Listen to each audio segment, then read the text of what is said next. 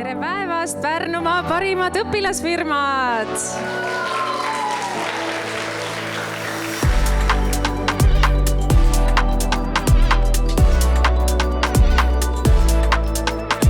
Õpilasfirma on mulle andnud eelkõige kogemuse meeskonnatöös. Mulle tavaliselt meeldib kõike üksi teha, aga nüüd olen õppinud ka koos teiste inimestega tegema, mis on kohati isegi kergem.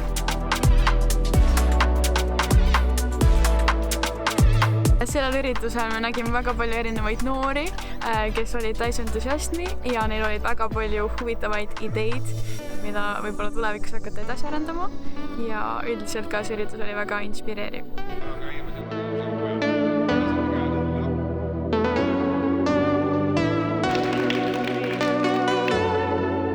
See kõige magusam auhind ja selle saab endale üks õpilasfirma, kes oli lihtsalt nii silmapaistev kõigis oma tegemistes, kõigis oma tootearendustes.